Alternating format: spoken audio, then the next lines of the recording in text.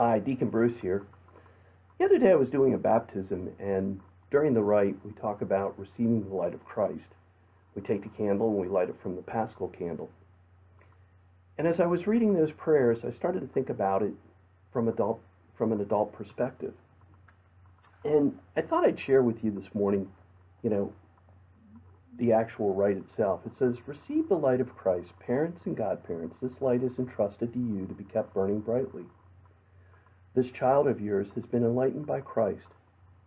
They are to always walk as children of the light, and to keep the flame of faith alive in their heart. When the Lord comes, may they go out to meet him with all the saints in the heavenly kingdom." So that's what I was thinking about. How do we keep that flame alive and burning brightly as adults? Certainly receiving the Eucharist and coming to Mass helps. But for those that are basically shut in or still scared to go out and about, how can you keep that flame burning? How can you make that flame even brighter? Well, we're all children of God. So, even though we're adults, it's still important that we make sure that we maintain our flame. And one of the ways that we can maintain it, even though you might not be able to go out, is maybe cut the neighbor's grass, or fix a casserole or a meal for a neighbor. Gosh, there's nothing better than receiving a meal from someone that you don't have to cook or prepare. It's just kind of a treat. It's like going to a restaurant. And right now, a lot of people don't feel comfortable going to a restaurant. You could also help out by saying, "Hey, I'm going to the grocery store.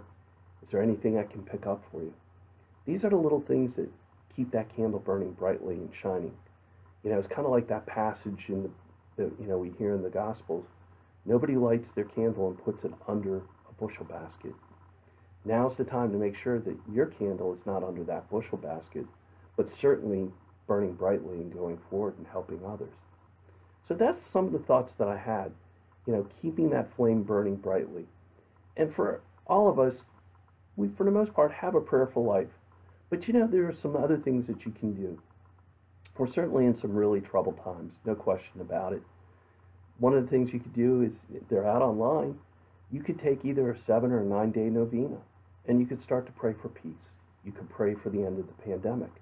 You can pray for those that are sick or might have lost a loved one. Just reaching out and making a phone call to someone on a regular basis really can help. I have a friend of mine, and she just recently lost her mom. And I reach out to them about every 7 to 9 days, just to see how they're doing. And the other day I received a text back saying, "You have no idea how greatly we appreciate you reaching out to us. It really means a lot. We look forward to that." So those are some of the things that I wanted to share with you today. How do we keep that flame burning brightly?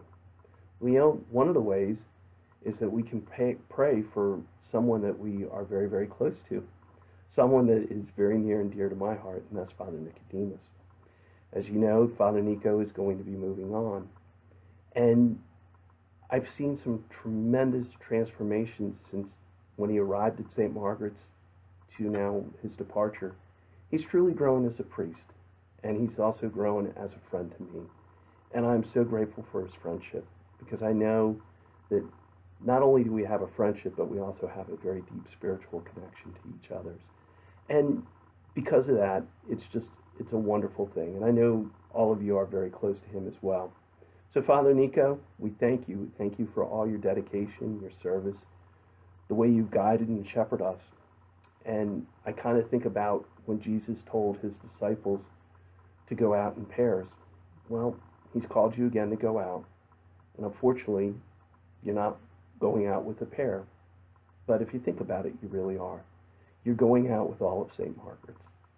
So when you get lonely or you have some difficult times, just know that we are here for you and we are praying for you. You are always in our hearts, and we just wish you the very, very best. So take care. God bless, my friend, and know that we are praying for you each and every day. Bye-bye.